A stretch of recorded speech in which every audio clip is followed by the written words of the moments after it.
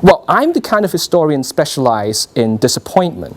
So I'm going to say probably, because I find it tremendously difficult to decide. Because on the one hand, condensed milk was advertised by Nestle, wrongfully and deliberately, as infant food. It was business malpractice. It's fraud, if you like. And it was a fraud that probably cost many lives. On the other hand, if there was no condensed milk at all in the equation, would that necessarily mean less malnutrition in Malaysia? Mothers might have nothing to feed the infants at all. So my argument would be that to a certain extent, the condemnation of condensed milk and the argument that dairy products displayed a tradition of breastfeeding, which is what the Consumer Association of Penang was putting forward, a kind of tradition that was forever lost, is a kind of melancholia, perhaps, a feeling of loss over an ideal state of affairs that never actually was. But ultimately, I think what interests me about sweetened condensed milk is the history of the global networks of inventors and entrepreneurs, of the invention of preserved and portable foods for long-distance travel and the establishment of long-distance networks, of commodity flows from Europe and America into Asia in the age of empire and colonialism, of wartime rations and supplies, agriculture and nutritional science and medical expertise, motherhood and breastfeeding, corporate marketing and the activities of food companies in the developing world, and finally, it's a history of activist movements, of operations of NGOs and charities and public health campaigns. And so, in the March 2010 issue of ISIS, a journal for the history of science, Sujit Sivasundaram and Shruti Kapila and a number of other scholars discuss the globalization of the history of science and medicine.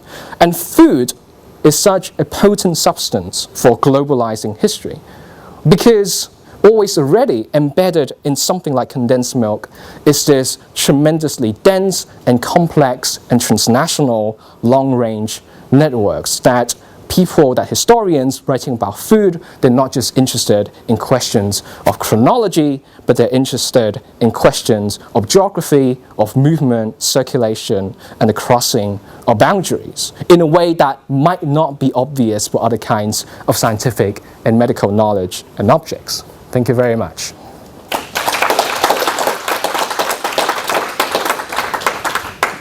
Thank you very much. Questions, please? So, starting off with a very simple factual question. Yeah. Sweetened milk as condensed milk and milk powder. How do they relate? When was the powdered milk actually invented? That's a very good question. I think it's later than sweetened condensed milk. That's a good question. I can't give you a definite answer. And my guess is when Henri Nestlé invented what's called farine lactée in, let's see, it was on the slide. Now I can't even remember the things that I was saying. 1860s or so? I think there was also the possibility of essentially dehydration and desiccation, right? Which was not carried out, I would probably say, until the 1910s, 1920s. So at least 20, 30 years later. Mm-hmm. Okay, thank you. Okay.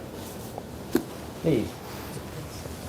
To my understanding, the whole controversy in the late 70s with Nestle was primarily about the adding of polluted water or water that was, infectious to the infant. But there's also another aspect that you didn't mention, which was that commercial milk does not have colostrum, and much of the breastfeeding movement was about the importance of colostrum in preventing future infection and facilitating immunity within the baby.